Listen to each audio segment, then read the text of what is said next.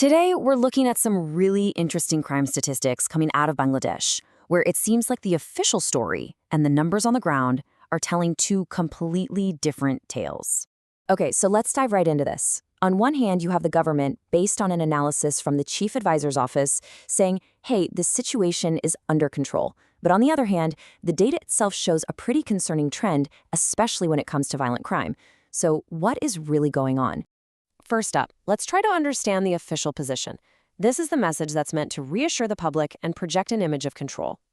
So the official analysis is basically saying that while yes, some specific crime categories have gone up, the overall picture doesn't really support the idea of a huge nationwide crime wave. The message is, be cautious, but have faith in law enforcement. And this is the million-dollar question, isn't it? If things are supposedly stable, why doesn't it feel that way to people on the street?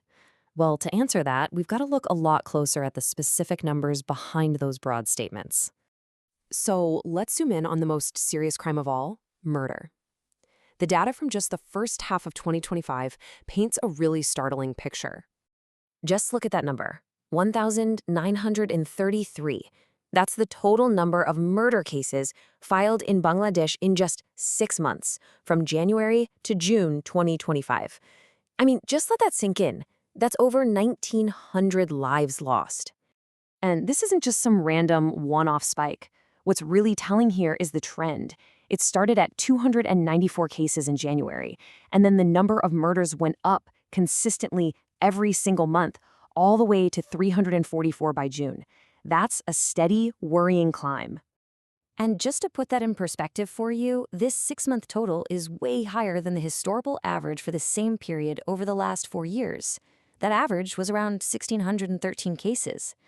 So the big takeaway here is pretty clear. This is not a normal year for murders.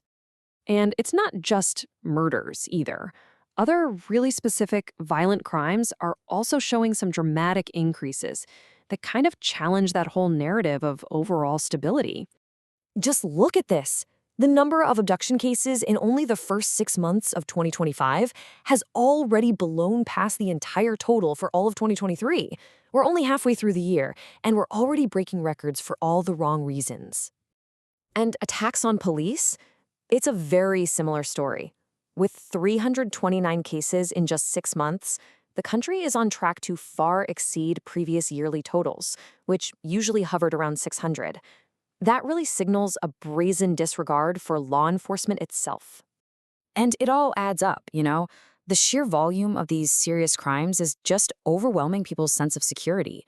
I mean, take banditry. In just the first half of 2025, there were 972 cases. That's nearly the same as the full-year totals of previous years. When crimes like this get so common, it's no surprise that people feel unsafe. And this is where we get to the human side of all these stats. Because numbers on a page are one thing, but their real-world impact is what really fuels public perception and, fear. This is where the statistics really hit the street. When a prominent businessman like Lal Chand is brutally murdered in broad daylight over something like an extortion dispute, that story makes headlines everywhere. It's these kinds of incidents that create a really powerful narrative that law and order is breaking down, and that narrative often speaks way louder to people than any official statistical report. So you've got this paradox, right? On one hand, an official message of stability. On the other, a public that feels more and more unsafe. The answer might lie not just in what the numbers show, but what they don't.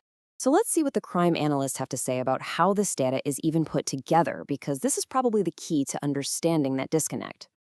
And this right here is a really critical distinction. The data we've been looking at is basically a record of paperwork, of official cases filed with the police. It's not a perfect one-to-one reflection of what's actually happening on the streets.